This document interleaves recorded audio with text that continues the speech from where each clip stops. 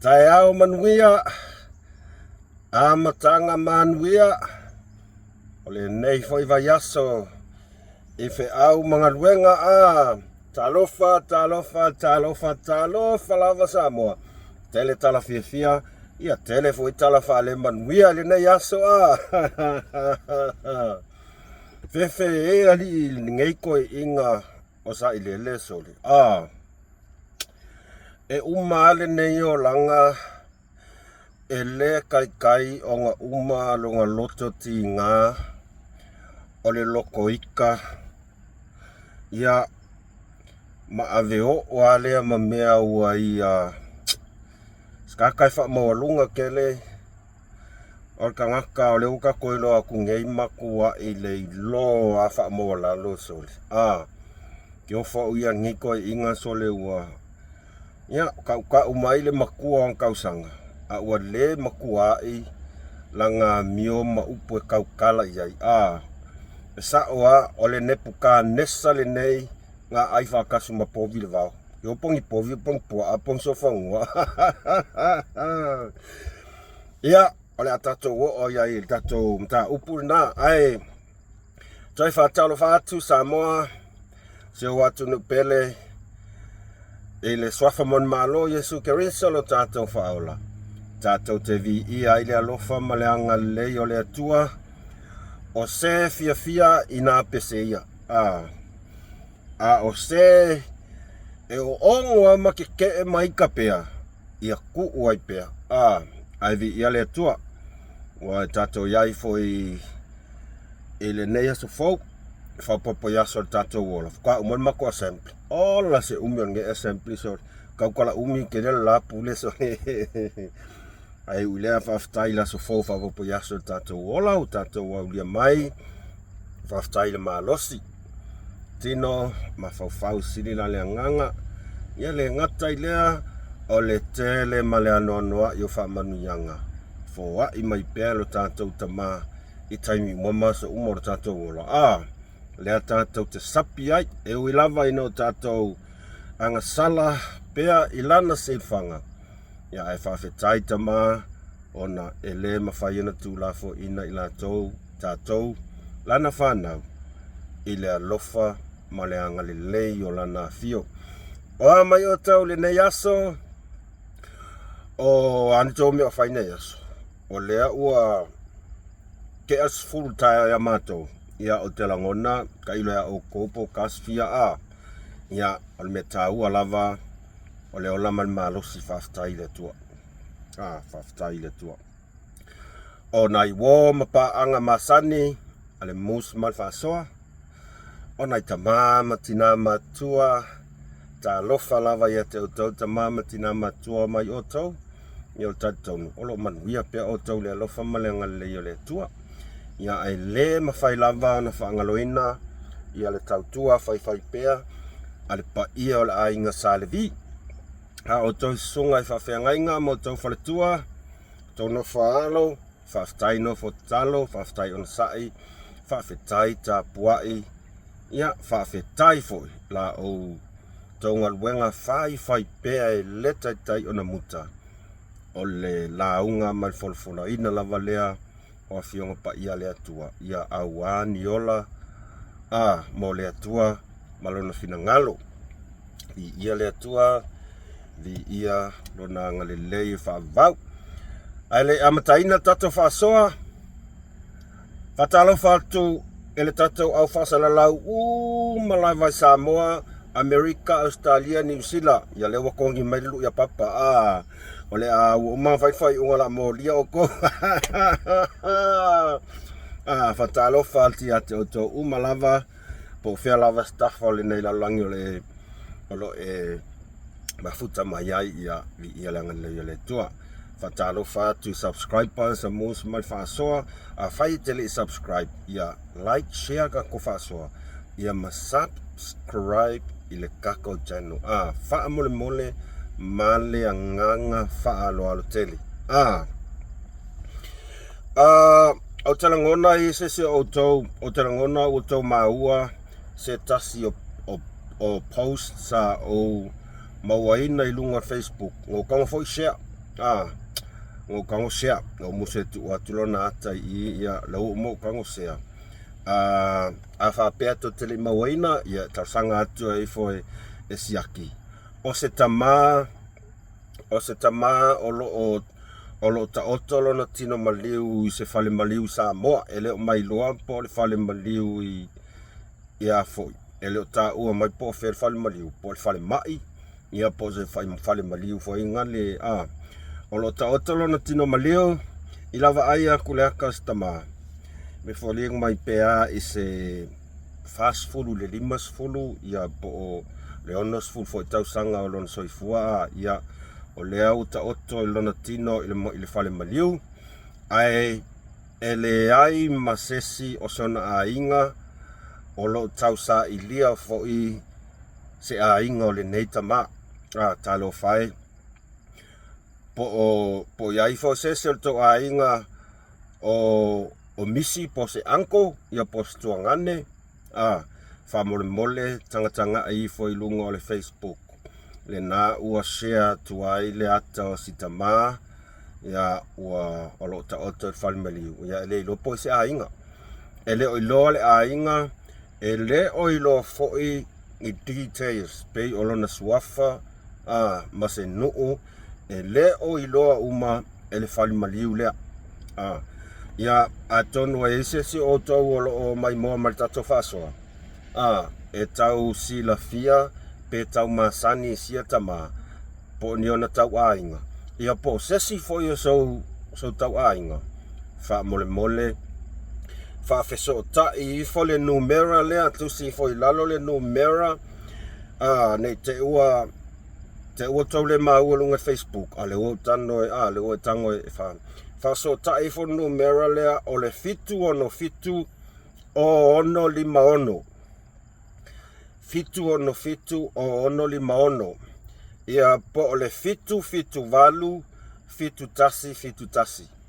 fitu valu fitu tasi ia atonu le lope ke wa ngale le fa so atu le atonu le lopo ye se o to lo mai mo o mai nei fa so ia siaki le lunga o la Facebook ia po sesi lava o na fo o share i fo le uso ya kota ia tatonu fo o share le uso ya manatule ia malto tele o tangata se tatonu o le na o tau mafai so ani le tasi le na la o share i lunga o Facebook ngau ka amilo talo sia ai maua mai inga e ona le nei tama ia po se uso po se anko po se tuangane fo tasia ai va mau i fo ni tala i se inga o le nei tama ia a fai fo i e maua ni tau inga o le nei tama ia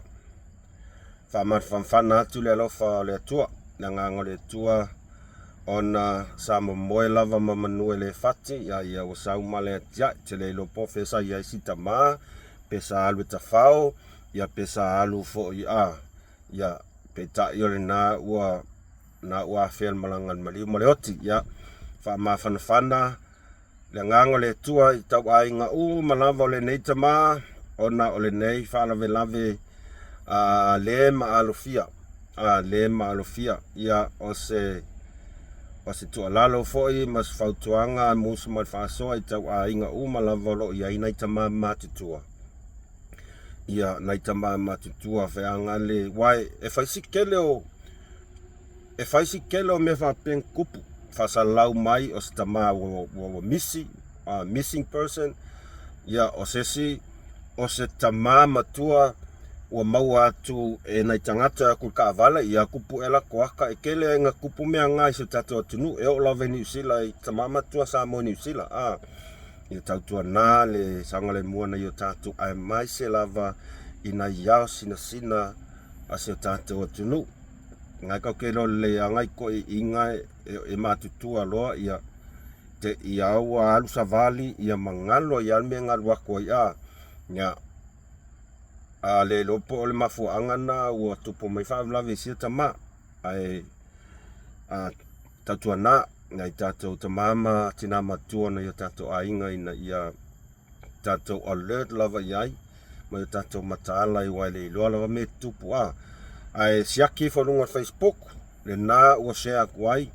ia a tonu le lope voi kalo whai o seo anko le mo seo uiso le ia ona longo lola i o numera na ua umantu ina atu o te ngona numera na whalimaliu numera na whalimaliu na utu ina mai ele o mai loa ele o mautinoa po o whel whalimaliu pau lava le ia susinga e mo mai o lo o whata o tolia lo na tino i le whalimaliu ia le lola e pos whalimai pos e private ia ma le whaalo al tele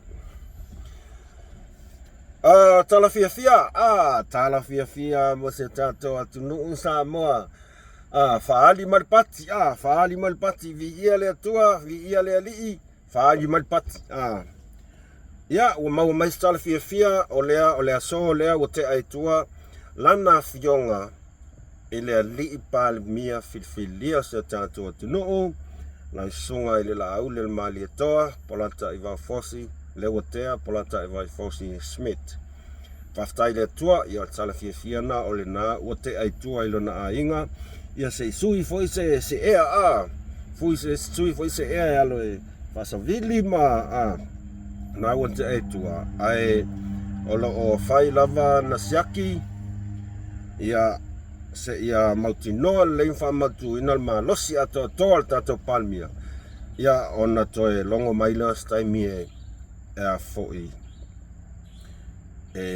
fuafua e lana toe foi atu se tatu atu nu pelo sa moa ia wanti la ia na toe foi sial ma losi ale sunga le li palmia ia ai lo fai lava ma sawe fayansi yaki se i ova male lua se lau pasene malus ia wale la kunga lo ka ko palmia le lo po an kausanga la ko sa fayansi yaki e fai si tele o ngaluenga leo le ngafa male afionga le palmia ia pe ato e taliu watu i lau le ele malau fanua o Samunda se tato anu pele Samoa ia vi ia le tua faftai malo on sa i lau fionga i le na fionga palmia malo lava lo tele ia le nau toi fafoisia malo si ia le nau toi na la o te aitua i siona ainga ia e whatatali fo inisi ona siaki ia ona toe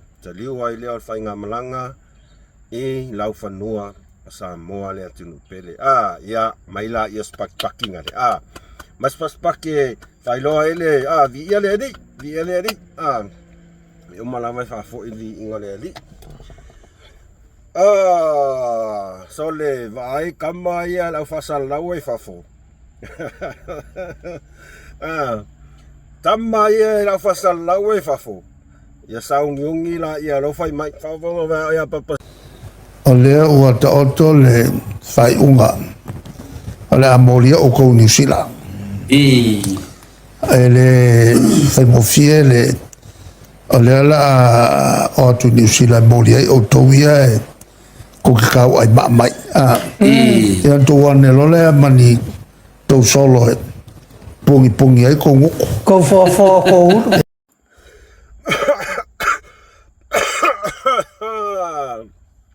ia le nga fai mai papastui ia o lea ua ta oto le fai unga o le amolia le au kau ai maa ie tau ai maa mai vafa oi lau kau ai maa sole kulisi fonti pe ia oi resi le la vea i ta oto le fai unga o le fai unga ai fai unga ka peneta kalo fai ele o se mea phone me le ya papastu mo morka fa fefe morka fa moka ua pe ya papastu o le pule fefe le me o al mal malama to in kusa le manatu a papastu o le pale mia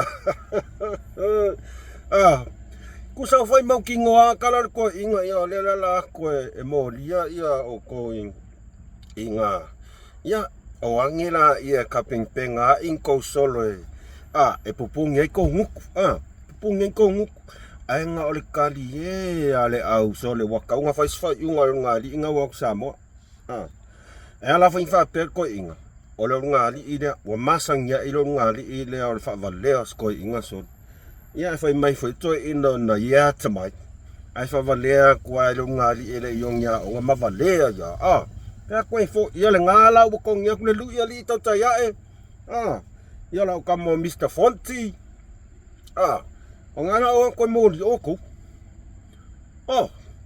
ngala o koe mōri o kou o lau o ma fai lak fai unga po whera por fai unga ai lenga fai le lo pos kapeneta a papasti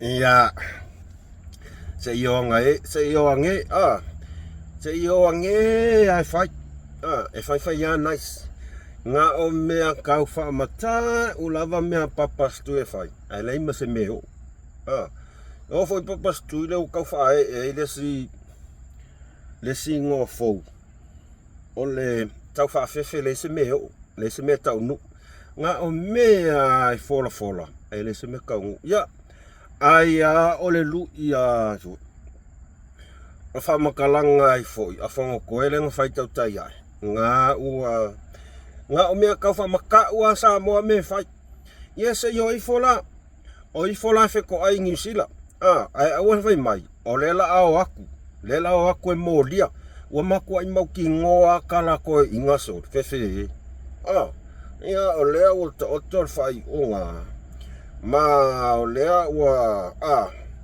o le a molia le au kau ai ma ia o lea la o atu inga ia mau angina ia mangkau solo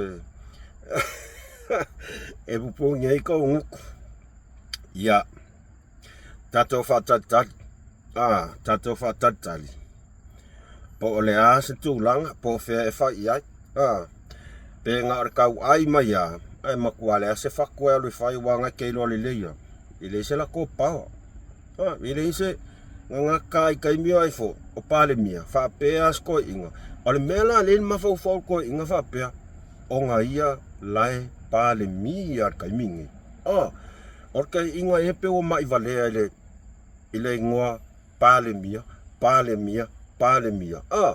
se ko si sina fo ila ia ile sau o le ngei folanga fa maulunga ole mangaku fa sau silir kangaka ua ia mangaku I folava nga o nga ia re kangaka poko I kokongo sa mo ako sila I fai fa fonga ai fa lo maku le ko Ale ala wale koe whai ngai kai. E lo ai le fa valvale ol miska. E ale nga fo fa valvale ol palmia. Wa ala nga kulose maka upu. Ang fi fa lo po le ala su maka kol palmia. E ngo mo wa ngal palmia ele mamlapa. E ngo mo wa ngal ka penge ka ko le mamlapa. Melanga a le vangele le fia I lo. Ma le fia le o nga whaiere ngi whainga fo ia le mea kupu. Ia, ele I umia e koe kafi.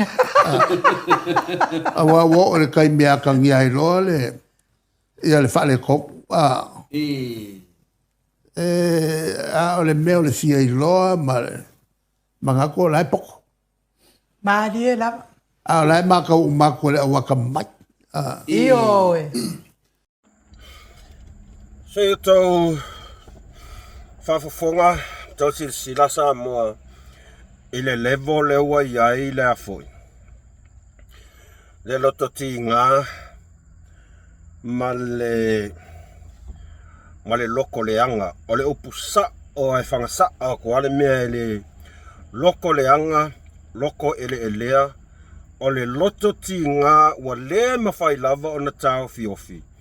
Ona e le mawhai lava e le taitai o le tuangai. Ona ia talia le to I lalo popo wha. Mana tua foi o leua uma o ngā laulau pepelo. O uma o ngā laulau ngā oi. A lea ua oso mai ua laulau le vālea o le leiloa se mea ma le malamalama i lako mei fai. O le a o le talanoa atu lava ini issue le whakakangoa e leo ngāli i ngokua le sto ina. O le a o le fia karangoa kua ing issue. Awa mea ngau issues. Se iais taimi ma e pule lava le whainga malo. Po le along fia poko malonga fia whaaliali mai o longa i loala iai ingi mea e kaunwhai. Pule lava whainga malo. A ole a tātou whaasoa. I le level le wo o iai le loto ti ngā. O le susunga i atu le epasa i lele. O la o tau mawhai lava e tau whaasoa tu se ngangana whaaloalo. Ona o te taitonu. Ua toi ina, ua matua toi ina. Ai a whai fo ia kua inga ngana ia lenga ngana e kua inga koe inga ia sa whaalupe tātou whai mai o le tamā le atunu. Sa vea ma tamā le atunu, sa taitai i le tātou atunu mai fia luas fulmon tupu tau sanga e vem parimia. Ai a o tau whaafofonga iai i lenga ngana mai iai koe inga. O lea ua whaamautu wina i le mea lava lea sa whai ei tangata sa moa. Langa e iai moli mauola ianga nganunga ia sa whai. Kakaa e vā lea mo pua aelo. Mo kai whau, whaakusa i kai whau. E le iloa se mea. Lea e o mea kaimingei. E sa o ia tō whai amori o. O leo o langa kaukala i le malmalama malvalea. Whavalvalea. Ai, wa akiri ai o ngā lo whangia le whainga malo.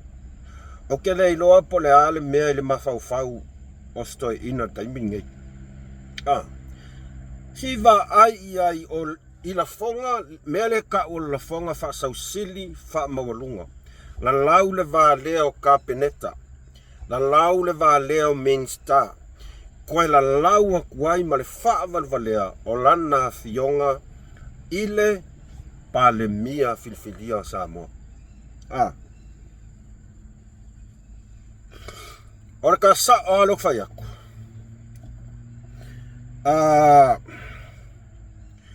Ka ke ofoa uia isingei koe inga ile le o ina ora na mawhauwhau. Ma o le taimi nei, ua tau ona sa wha ile le anu nofom toi mawhauwhau. Po le a sesi afa apea o iai sono fina ngalo e a foi e mana o e fia tai i le hei tāpipi tau toi nofo i lalom toi mawhauwhau fa apea po le a ese me tau ona o tau whai wha le lei a wa swing al vanga whauwhai a o le a tangia mai ua a kiri ai onga makua i pa u ki whako i la lo le vaenga whauwhai al hei tāpipi se ilonga e suis kaika se ilonga Jesus. E o mai lei unga le neila lo langi. O leo o tātou mai tau atu. E le ai a se i nge si a whapea. E fia ko ilalo iku le epa.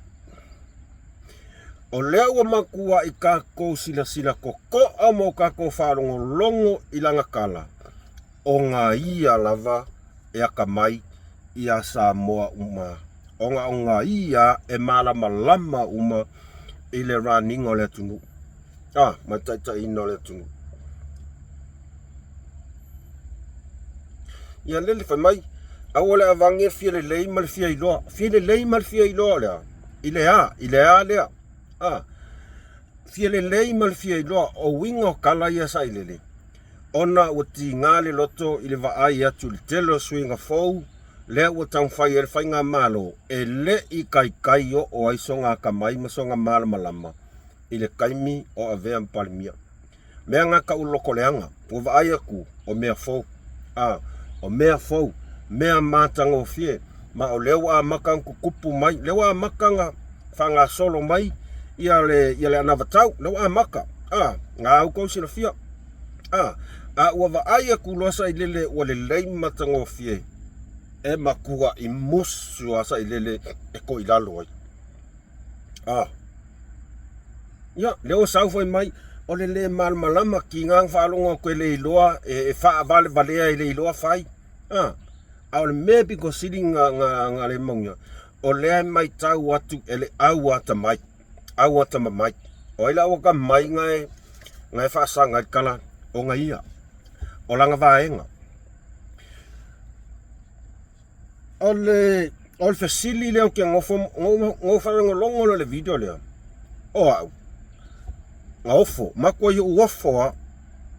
Ma ngofoa mo fasili whapea. Po lea e le mea o lea e le mawhau o sitoe ina. Po lea le mea lea e o koe kalia ui e lau siri. Kusa al mela wa ia sa ilele. Ele koe mawhau wa ingi mea lele. Ai sea, langa loa ngai loa. O langa pai inga mulmuli nge. Le anga i sa unoa mai ai. O le mea la le wa whai sa ilele kai minge. Nga o le whaaleanga, kau whaaleanga, lau le vaalea, lau le malmalama palmia malang kapeneta mal whainga malo. A o lea sirisila kua Samoa. Ua wha solo a o na se e maalie le sa o si o tatou atunuu o Samoa. Kusa leo o kat kongonoa i le aila sa o amolio, tau whai amolio. E umale o langange o lau pepelo la auli, lau lea, ia lewa lau vaalea on whainga malo. Wa akiri ainga li leu le ko akele o tangata. Wa akiri ainga ua kupakua ya o esa ilele malau vaenga wha ufai. O a ua leo ke kalo ia uma mai wha masingonga ia. Koe whai pa election. O local kalo ia koe ia uma mai petitions ia whangasolo. Makang whangasolo. Ai koe whai ia ingi petition. O la ukala sa oa ele se sor fase koe o ilafo.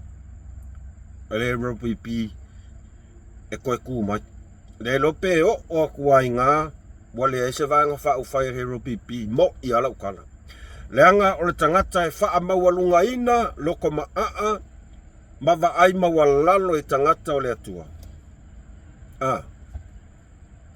Ale ai vao ai whakas mapofu.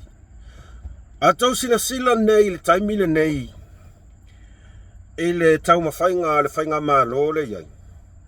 E wha moe mea uma i le atua. Ana pongi tatalo. Tau whaafonga tu iai le malenga la fionga palmia le tai au nei. Wha moe mea uma tatalo. Ana pongi. Ele ai lava so tatou poto po so tatou malos. E wha moe mea uma i le mana, ma le poto, ma le malama e fo ina mai e le atua. E tai tama le tatou whainga malanga. Ia ma le tautua. Ale whainga malo le wa iai pai ingal nei. Ole ese senga. A tō whawhonga nei iasa i lele. E wha moe sa i lele i lona ata mai. E wha moe sa i lele i lona poto. Lona malama. O longa i loa. O lona wha mawalunga malonga mangaku wha sausidi. E le o wha moe sa i lele se tua. Lala winga lau kala. Lele wa oa i au na le atua. Whawhea ngainga. Le fuwo koe kango i esa o lele. Iasa i lele. Whai ai ni wha matalanga. Le ai ni wha maoninga. Kufanga kupe. Ia lofa mai wo ia fo. Ia whai au. Savaria le. Ia le moko. Le amaru malo. Wha ngaka i ngala ukala. O le va ainga le nā tātou Samoa. Tātou te ilo ai. Ua ese le tūlanga lea wa aluanga iai. Le kaukai. Sa ilele. Ua ese. Ua ese. E leo se fia ami o tonu. Ai e mai tau mea tangata Samoa. Mea sili whawhetai o leo ka koilo aku. Le aila le o malolo sa ilele. E le o malolo sa ilele. O le 5 tau sanga nei o pai inga leo whaanga solo atu. Pai inga sfulvalu. O le ale ai lava se si mea le lei e tau 5 ia sa ilele. E whai. Mai tau mai o Samoa. Leo tato ilo atu ele ko iaia se pole sa ilele I tangata Samoa, ele o toi mana, ele o toi mafau sa ilele se atina e manio Samoa, maola tangata. Pau lava le mea lela a whaasanga mai ai, ole whaleanga, o tau mawhainga uma, a si o tātou whainga malo. Ole whamauninga la tala, o lea ua tangia mai, ilana yana la fonga ia na whai. Tole, ua aki di ainga ingo sia kangaka. Ole alu in leu na li, ole unga li ilea ua numera tasi le ingo sia kangaka sa moa a koa. Kakai fafo, makangaka si o kakokungu. Eo, o ko kelo anu lango le HRPP, ua ingo sia. Pero leo se awala e lea o saunia lea tua ina ia whaamaina ai. Wa tawa na faisfufuanga leo ngali inga ngau sa mo. Whakwa I fo. Au o kakau wanga faisfufuanga. Ona o leo ngali lea sa ai mario. Ma o ke whaamaongia fo. O le kai lea o le afi. Leo ngali lea kai lea o le afi. Whapenga fo lea I leo kaangaka. Whapenga fo lea I leo mai whea. Ia o le ngala ua whaamaongia mai. Ua tatia mataoto le su a le sunga I le pali. Ia alui fola I e whakfoi. Wang laka mea kai me kali konga. Ia ngawa amaka ia oi. Alewa ai kupe e wham a inga ia leo ngali ida. O le fesidi la ia oi le mai whea lau o fesidi a kwai. Lea o le a e alua oe e ke kuko kasi e kali o konga. E le ai ma se popole aku o sa ilele malimongi ngasa e makuai e kapuai ma e ifo iai. E le ai ma se si e ke aku ya oe alua oe ke ku. Alu oe ke ku. A ele alu ke ko akuli ma e whako ese pari. Ele avea foi ngā mea sa ili la Milton ina au engi koe whaia ia koe ngā kala ia ole oso koa ole oso pupa oso au le mawhau whau mua. E whape ngā foi lan mena ia ilo ngāri ila. E o olo foi kai me kali konga ele kai ngake ai sa ilele. Ai sea, anga foi ile mai mau se kupea sa ilele. Whaia koe foi. Ai, paule mea o le tātou talo se tātou whai ngā mālo. O leo o tātou wa ai atu, wa le ai ase si ai kia. Kusa ua onge mangaku, ua onge ai kia, kai kae o le kua ngai kai minge. Paule mea lewo whai, ole sa ili a wale whaleanga ai. Whaka uwa lea, ia pe ia o na saunola fionga I le panmia. Ia. Sau wale tala alu les pukaringa. E moni wha maoni. Ai, e kakau wa onga kari a kuai, ai mai se lava tangata langolango tangata sitsene sa moa I le la toua ia tau. Se I mako whaasanga kualai ai ku awa makuainga. E leo ko iai fos whalo alo. O kou ia ke alo ko keo mai fai mai kau kala mai whalo alo I le kai mo ia wa umar whalo alo. Sa ka o ka kukama. Sa avea makamar ka kukungu sa ambe umai ka whalo alo. Ala menga ko ke vai koi. O iai se nganga e kau o se alofa ma se alo I tangata anu o sa mo. Ya awala e sa oiles ko ingon makongu. Ele mai mau ele moa ka mai. Ele mai mau ele moa ka mai kiri. Langa wa uma alofa, uma alo e folingo mai wa uma foi te fautuanga. A leo o tato mautinoa. E leo se tangata I fautuaina, ma o loo whaalango lava sa I lele I lona poto, ma lona tamai. Ua le se tō whawha lea tua. Ua makua I sola. Ai sea, o le wha maurunga. O le vaai mawalalo. O le I loa wha alo I ona tangata. I ona tangata anu o se tato tunu. So, o le kalila ngā rela ka ko wawa ai aku iai. Ma, ka ilo iai, pe kau ke ka ua le ngei mea defamation. Ia ua ia lau wa ai aku ai. defamation ka o menga ai sea maku ai faleanga ka marianga o sui o kapineta ai mai se lava o la fionga palmia walau le fa valvalea o mingska lau fa valvalea o langa kapengeka lau fa valvalea la fionga palmia lau le malama i se mea wai va ai ia ka ilo ia il au fai kula fongo ai o la ka ia va ai fa e kong defamation ko inga sangwanga fa pea e fa leanga maku maula loinga i tamali anga o sesi tangata ai tato talia tato onsai Paule melo tato mautinoa o papastui kwa no way ai ko e kusa wale e o se afas kepu iluma misi ako nga le solo ai kual melo ai ai Paule mea sa o mana o tato fa so atuai ia o la tato alofa fo i se tato fainga malo fai pupula kuange i kala o lo o tau mawhai se tato fainga malo o le foi whakoa a maka aku le ngei pae inga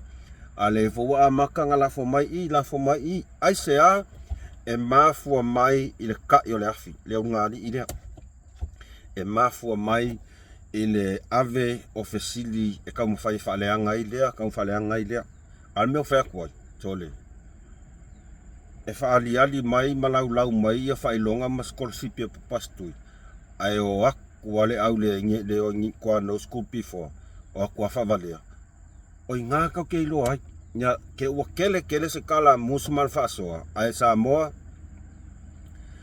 tātou tatalo e se aso e ftoe whatau nuena ai ma toe i al whainga malanga le whionga palemia i se tātou atunu i ono tātou whatatali lola ia po oa nisi whaanga solongo tupu mai ia tātou whatatali ia po lea foile i unga lau kamo o nguk feleas tamo my freas this are my feleas